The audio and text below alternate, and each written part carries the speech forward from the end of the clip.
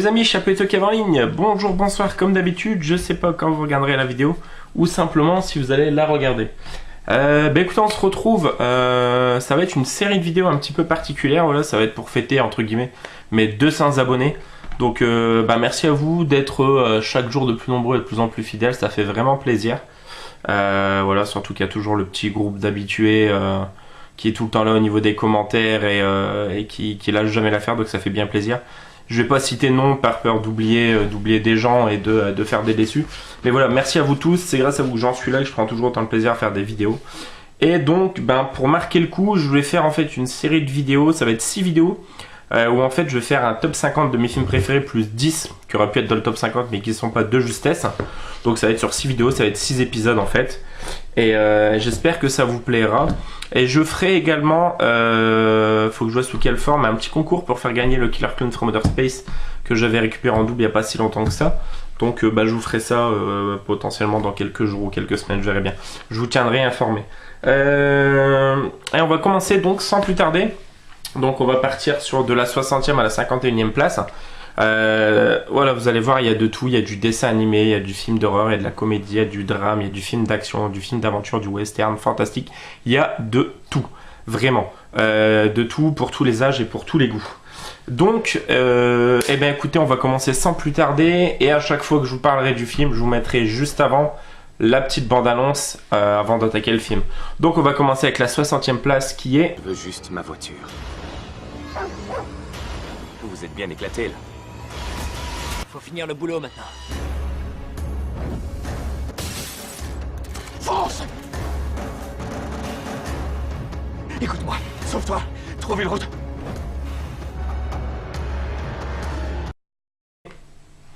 Voilà, comme vous avez pu le voir, donc c'est Hidden Lake. Alors Hidden Lake est un film d'horreur, si je dis pas de bêtises, de 2009, où on retrouve Kelly Reilly et Michael Fassbender à l'affiche, et un tout jeune Jack O'Connell qu'on retrouvera bien plus tard dans bon nombre de films comme Invincible, comme 73 je crois, un film irlandais il me semble, et Money Monster par exemple avec Julia Roberts et George Clooney. Donc Hidden Lake, ça raconte quoi? L'histoire d'un couple qui va passer un week-end à Hidden Lake. Voilà, c'est une sorte de jardin d'Éden, c'est un lieu idyllique, paradisiaque. Et ils vont être pris à partie par une bande de jeunes plutôt bien casse-couilles. Et il va se passer un événement qui va faire que les jeunes vont les traquer, les poursuivre, les torturer. Voilà, jusqu'à un final vraiment excellentissime.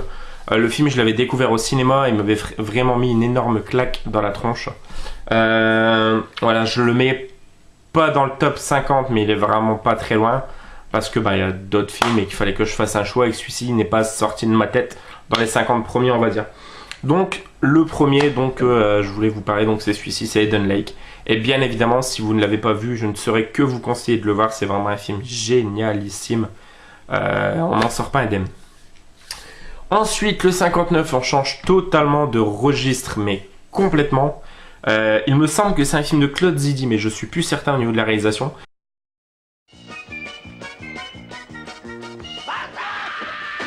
Le monde est un vaste bouillon de culture purulent.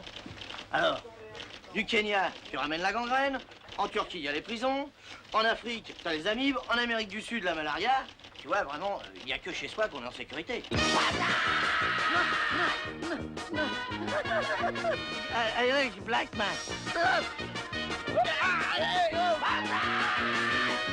Oui, Planète Assistant.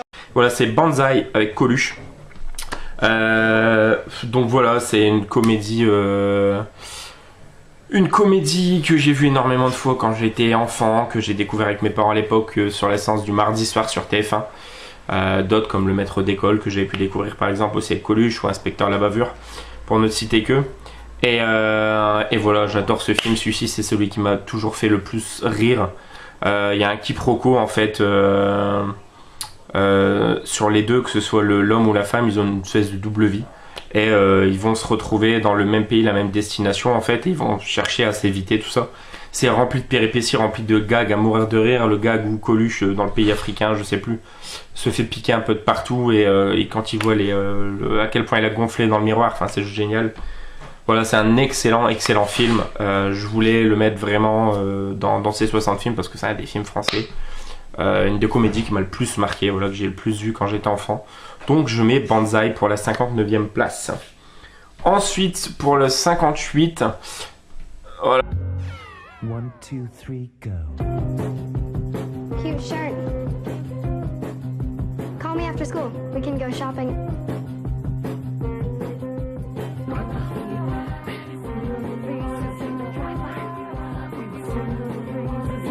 Hey boys. Have you had anything to eat today? Mom, stop with the food thing. Donc comme vous avez pu le voir, c'est un film pas extrêmement connu. J'en ai déjà parlé dans une ou deux vidéos, il me semble. Voilà, ça s'appelle 13. Donc c'est avec Evan Rachel Wood et Holly Hunter, entre autres. Ça va raconter l'histoire donc du personnage joué par Evan Rachel Wood, je sais plus son nom, qui est une adolescente un petit peu modèle pour qui tout réussit, les études c'est le plus important, tout ça, qui est couvée par sa mère et un père qui est absent. En fait, ils sont séparés, donc elle voit plus trop son père. Et elle va tomber en arrivant au lycée sur la nana la plus populaire du bahut. Et elle va voir à quel point elle est adulée et aimée de tous, et elle va vouloir vraiment lui ressembler trait pour trait. Donc elle va tomber dans les tranchées de l'alcool, de la drogue, dans toutes les diverses dérives que malheureusement on peut rencontrer dans certains cas chez certaines personnes à l'adolescence. Et en fait c'est une descente aux enfers, très clairement. Voilà, je vais pas vous raconter comment le film se déroule, la relation qu'elle entretient avec cette adolescente justement. Mais c'est un film excellentissime, vraiment coup de poing. On est bluffé par le film. Voilà, franchement, c'est un film avec pas un gros budget, qui a pas fait énormément parler de lui, mais au niveau des films sur l'adolescence, pour moi c'est un des tout meilleurs. Donc vraiment 13, je vous le conseille très fortement. Ensuite, pour la 57e place, on cherche un sponsor qui veuille financer l'équipe de bobsleigh de la Jamaïque. Ils rêvaient de concourir aux Jeux Olympiques. Mais ils ont choisi un sport dont ils ignorent tout. Et qui se pratique sous des cieux peu cléments. Il faut pas oublier une chose, le truc vital dans ce sport, c'est la résistance au froid.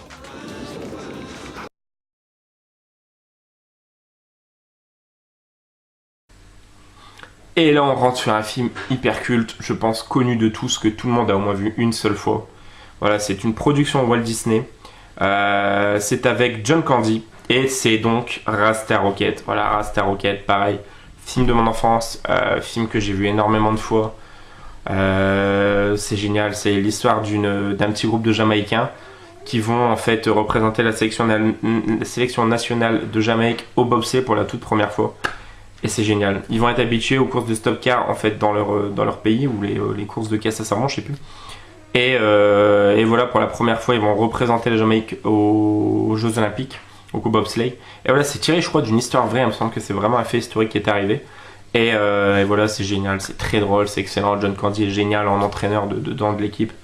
Et voilà, pour ceux qui ne connaissent pas, John Candy, c'est l'acteur principal de l'Oncle Buck, par exemple. Et qu'on retrouve aussi dans Maman, j'ai raté l'avion, si je dis pas de bêtises. C'est le leader du groupe de Polka. Enfin voilà. Je devais mettre Rasta Rocket également dans ce classement. Ensuite, en 56e place. Vous êtes réputé inspecteur pour vos brillantes intuitions qui se révèlent exactes. Vous prétendez, m'a-t-on dit, qu'elles vous viennent en rêve? Une prostituée a été assassinée ce soir à Georgia. C'est la manière dont elle a été tuée. La méthode employée requiert tout votre talent, inspecteur. J'ai vu son visage. Je vous inspire des visions? Oui, absolument. C'est sûr. Et voilà, pareil, une nouvelle fois, on change totalement de registre. On bascule sur un thriller fantastico-horrifique avec Johnny Depp en rôle phare. Donc on est sur From Hell. Une adaptation des crimes en fait de Jack l'Éventreur. Et l'enquêteur dedans, c'est c'est Johnny Depp qui joue ce rôle. Donc le Londres, alors, je sais plus, c'est l'époque victorienne, je pense dire une bêtise peut-être. Enfin voilà, le Londres de cette époque est parfaitement retranscrit à l'écran. C'est génial, franchement, c'est glauque, c'est malsain, l'image est vraiment crade, le grain, le rendu est vraiment très très bon en fait. On a vraiment l'impression de s'y croire dans l'époque. Un petit peu comme dans le Sweeney Todd, bien que Sweeney Todd c'est un peu plus tard au niveau historique. Mais voilà, on retrouve un petit peu ce côté crasseux des banlieues, des ruelles. Voilà, c'est vraiment génial. Donc From Hell Encore une fois, pareil, si vous ne l'avez jamais vu, ben voilà, je ne saurais que vous conseiller de le voir, c'est un excellent film. Ensuite, en numéro 55...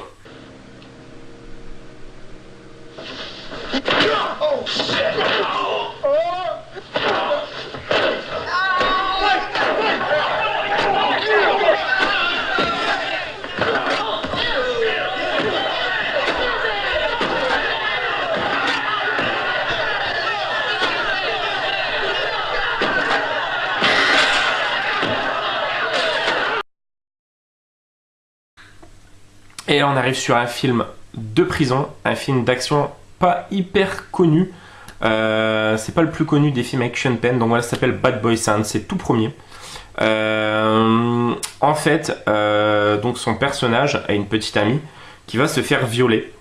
Et je crois qu'il va se venger en, je sais plus, soit massacrant, tuant ou vraiment bien violenté le mec qui lui a fait ça. Et il va se retrouver en prison pour ça. Et je crois qu'il va se retrouver avec le frère de la victime, si je puis dire. Et voilà, donc on suit un petit peu l'évolution du milieu carcéral. Donc c'est au fin 70, début 80, milieu 80, je sais plus.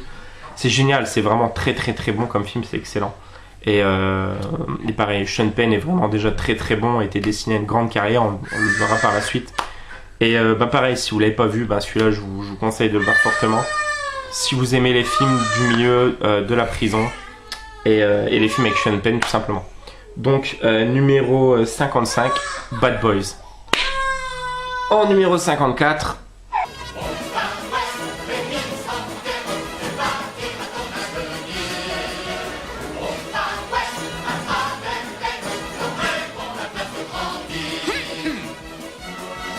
Des nuits peuplées de chants et de danse, de musique et de rire, des jours comme des vacances, le travail un plaisir. Et voilà, encore une fois, on change totalement de registre, on passe sur l'univers du dessin animé. La petite souris, super connue, donc voilà, je parle bien évidemment de Fievel. Fievel au Far West ou Fievel et le Nouveau Monde, comme vous voulez, j'ai une petite préférence pour le Far West. Film de mon enfance également, que j'ai vu un nombre de fois incalculable, que j'avais en VHS, j'ai saigné la VHS, elle passait plus au bout d'un moment. C'est un film hors univers Disney, mais voilà, pourtant c'est hyper intelligent, il y a beaucoup de leçons de morale, de leçons de vie dans le film. Il y a énormément de citations, de références, des proverbes vachement connus, tout ça, notamment par le chien qui joue le shérif dedans. Et c'est excellent, franchement, c'est vraiment énormissime. C'est une production Steven Spielberg, si je dis pas de bêtises, j'ai pas un doute peut-être. Et je sais plus le réalisateur, mais il est super connu, c'est Don Blunt, je crois. Don Blunt, il me semble. Et voilà, Fievel, donc je vous ai déjà présenté la peluche que j'avais trop envie de grogner, énormissime, là, dont je suis très fier. Et voilà, donc Fievel, pareil, si vous l'avez pas vu, je saurais que fortement vous conseiller de le voir. Un petit bijou.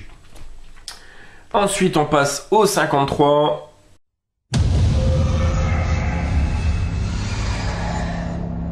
En chacun de nous se cache une part d'ombre. La plupart des gens savent s'en éloigner. Mais certains se laissent consumer.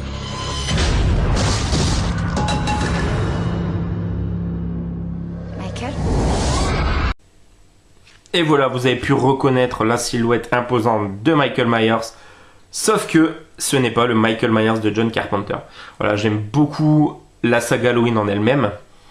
Même le Halloween Résurrection ou Halloween 20 ans après qui sont fort décriés. Je les trouve, ils ont leur charme. Mais mon Halloween préféré reste la vision transposée à l'écran par Rob Zombie.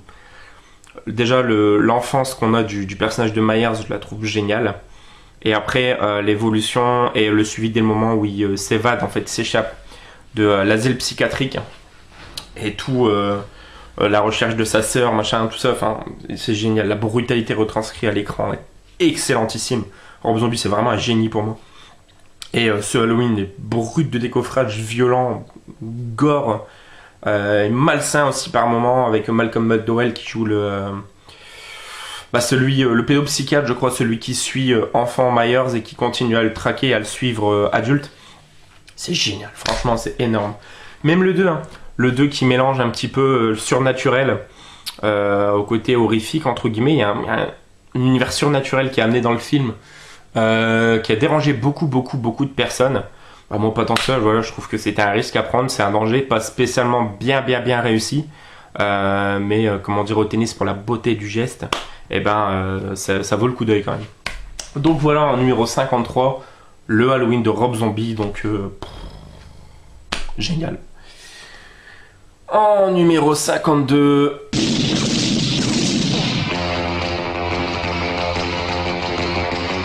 Bon, allez en piste. Pourquoi tu t'intéresses tellement à la femme du patron? Il doit aller en Floride et il m'a demandé de m'en occuper pendant son absence. T'en occuper? Non, on l'a sorti avec nos compagnies, qu'elle se sente pas seule.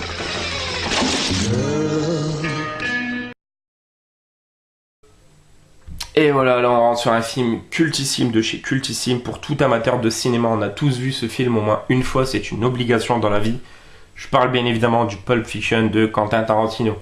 Avec au casting Bruce Willis, Christopher Walken, John Travolta, Samuel Jackson, pour ne citer que, parce que voilà, il y a un casting taré dedans, Uma Thurman pour le côté féminin. Voilà, Pulp Fiction, je vais pas m'étendre dessus, je vais pas résumer le film. C'est un film entrecoupé de plusieurs axes en fait, au niveau de l'histoire. Et on revient sur le point de départ en fait de la scène de début du film. C'est génial, c'est un modèle pour tous ceux qui sont amateurs de films en général, de cinéma. Et voilà, s'il y a encore des personnes à ce jour qui regardent la vidéo et qui n'ont pas vu Pulp Fiction, mettez ma vidéo sur pause, je vous autorise. Il y a plus urgent à faire, foncez voir Pulp Fiction. Il faut que vous voyez ce film. Donc voilà, Pulp Fiction en numéro 52. Pour le numéro 51... C'est juste pour vous dire que hier, il y a quelqu'un qui a sauté dans l'eau avec une corde autour du cou. Je crois que c'est un collègue à vous. J'ai récupéré ses affaires et j'ai l'impression qu'il allait pas très bien. Ça suffit, j'ai dit!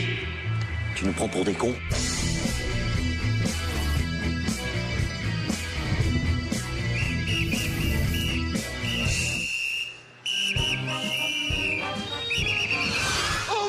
Dépêchez-vous vite! Police au voleur! C'est facile d'accuser les autres, mais toi, t'as un petit peu un voleur aussi! Et alors on arrive sur un film français, le deuxième je crois seulement de ce top, hein, après Banzai, ouais tout à fait. Voilà, c'est un film de Albert Dupontel, avec Albert Dupontel, c'est Enfermé dehors. Alors c'est une comédie totalement loufoque et génialissime. Le pitch de base, le personnage campé par Albert Dupontel est un SDF, qui va par un événement un petit peu particulier tomber sur une valise avec des vêtements, du matériel, tout ça, de policiers. Il va s'en équiper, il va s'habiller avec. Il va aller jusqu'à le commissaire le plus proche, il va manger à la cantine et tout, donc voilà, sous couverture SDF, mais personne ne le sait. Et il va se prendre un petit peu au jeu de, justement, du rôle de flic, quoi. Et enfin, c'est génialissime, l'humour de Dupontel est tellement bon. On retrouve Yolande Moreau dans le film, on retrouve d'autres des chiens. C'est génial, franchement. J'ai vu ce film au moins une vingtaine de fois, je pense, et c'est énorme. Je vous invite très fortement à le voir si vous aimez ce qui est comédie loufoque et absurde, parce que voilà, ça vaut plus que le coup d'œil, quoi. Enfermé dehors, voilà, je le mets en numéro 51. Et ben écoutez, pour cette première vidéo, on va s'arrêter là, je pense. J'espère que ça vous aura plu. Si le concept vous plaît, ben, n'hésitez pas à le dire en commentaire. Voilà, je vous dis, il y aura 6 épisodes. Pour marquer un petit peu le coup. Donc encore une fois, merci à vous tous d'être si nombreux, de plus en plus chaque jour. La prochaine vidéo, on aura de la 50e à la 41e place. Et voilà, donc on entre dans le dur du dur. Et il y aura du tricule, du très lourd. Et il y aura peut-être quelques découvertes qui sont, on va dire, soit des plaisirs coupables ou genre de choses un petit peu. Donc portez-vous bien, n'hésitez pas à laisser un petit commentaire, pouce bleu, pouce rouge comme d'habitude, faites-vous plaisir, je m'en cogne. Et nous on se retrouve très prochainement pour une nouvelle vidéo. Joanne Naïf est ok, ciao ciao.